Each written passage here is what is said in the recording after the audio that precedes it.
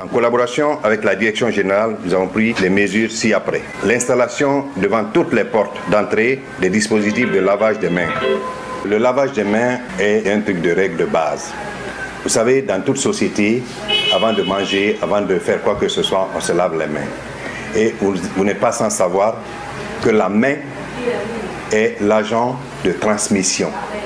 Si nous avons dit que l'agent vecteur de Ebola, c'est les chauves-souris et les singes, l'agent de transmission reste et demeure la main. Parce que c'est la main qui part partout, c'est la main qui touche toutes choses, c'est la main qui quitte un point A pour un point B, c'est-à-dire le plus souvent, la main est partout et revient vers la bouche. Hormis Ebola, nous sommes en période hivernale. Et en période hivernale, il y a des affections telles que le choléra, causé par le vibrio cholérique. Il y a la fièvre typhoïde, qui est causée par les salmonelles. Et toutes ces maladies sont transmises à l'homme par la main. Demandez à la famille, à toute personne, de laver les mains avant de toucher quoi que ce soit, avant de manger. Quand on quitte les toilettes, il faut se laver les mains parce que nous disons que la main est l'agent de transmission de la maladie. Le contrôle systématique et la prise de température avec un thermoflash. Le thermoflash, au fait, ne détecte pas la maladie à Ebola, à virus Ebola. Le thermoflash ne détecte pas.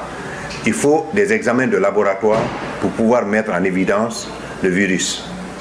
Mais le thermoflash sert uniquement à contrôler la température des personnes. Et dès qu'on essaye de checker une personne, on trouve que la personne a au moins 38 de fièvre, on est obligé de l'orienter vers le centre pour une prise en charge.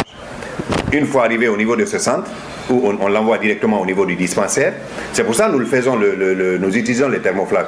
C'est le matin, c'est pour voir est-ce qu'un employé est venu avec une forte fièvre, et dès que l'employé a la forte fièvre, on est obligé de le mettre à la disposition du corps médical, qui, à leur tour, essaieront de prendre des dispositions nécessaires, c'est-à-dire faire des examens pour voir est-ce que c'est un cas de paludisme, est-ce que c'est un cas de fièvre typhoïde, est-ce que c'est une grippe simple ou est-ce que c'est un cas de virus à Ebola.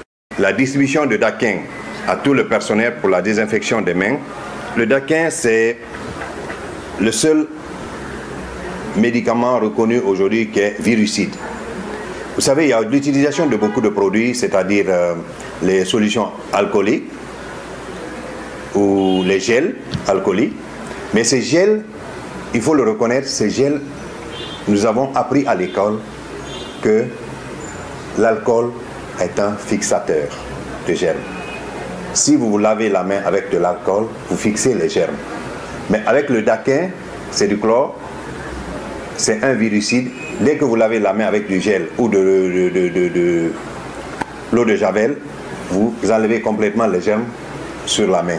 Mais quand vous utilisez les solutions alcooliques, les gels alcooliques, c'est fixer les germes. Donc aujourd'hui, le Daquin, selon l'OMS, selon beaucoup d'organismes, reste le seul et l'unique virucide indiqué dans la prévention des maladies d'origine virale. La distribution des gants au niveau des centres de service, le tout accompagné par des séances de sensibilisation sur les règles d'hygiène de base dans tous les départements. MTN, everywhere you go.